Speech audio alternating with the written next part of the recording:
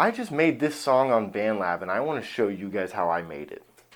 So I started by just going on Splice and I chose a key in major or minor. In this case it's E minor. And I found the first sample I really liked, and I believe it was this one, right? And so I set the whole BPM on Splice to 80 so that all the samples you pull up on Splice are 80 BPM. And this is important so that everything in the project matches. And so then we go into BandLab, and before you put any samples in, it's really important that you set the project to 80 BPM, right? And so then I put in some samples, and that sample comes in here. And I found some other samples, a couple bass lines, some drums. I even programmed my own drum with the drum machine on BandLab, and it's pretty easy to use the BandLab drum machine. I really like it. I start out with just some kick drums, right? And then I come in with this sample here, or this pattern here later. You'll see once it comes in. Because then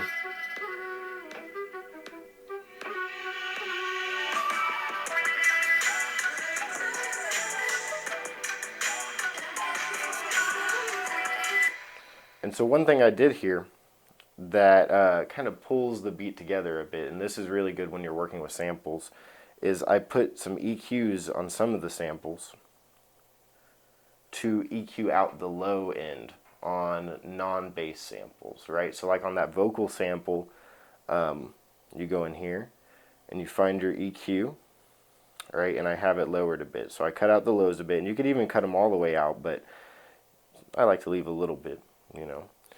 And once you do that, it leaves more space. Ooh, I accidentally just deleted that. It leaves more space for the bass sample, right? So this is my bass sample here.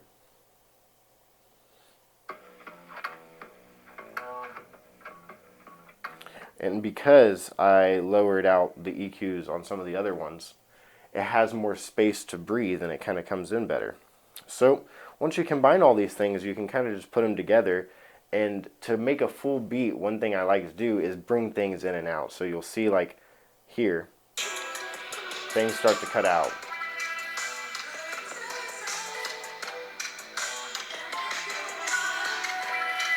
And then here, it cuts out even more.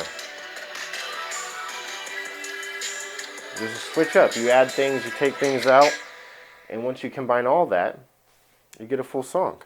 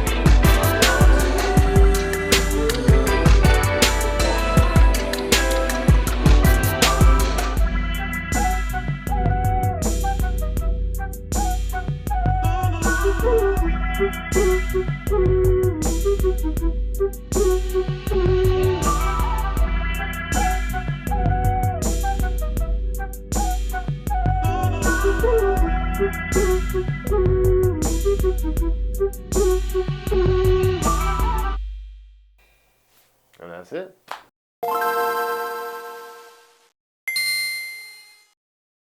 Just a couple final thoughts on this.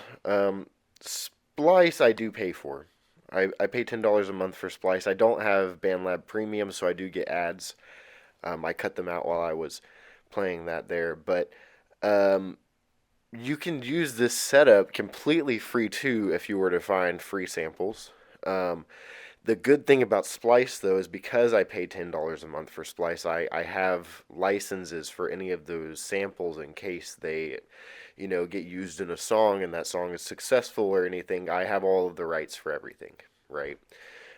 Because you pay a penny per sample, you can put them wherever you want to. And that's very important because sampling from songs you don't have the licenses for, or sampling from very popular music, and maybe even if you change it really well and no one can really tell the sample is what it is, eventually someone will find out and they will come after you and you will get fucked over on the music payments and all that, the business side of things.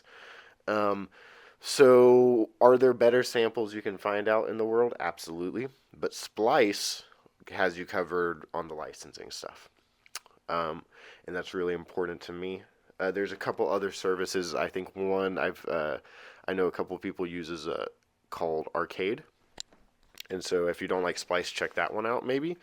But there's all kinds of websites that you can find samples on that you can actually use instead of because sample digging, especially with old vinyl and stuff, is really fun, but you can get in a lot of trouble if you don't do everything correctly. So just be warned and have fun. And BandLab is free, so figure it out.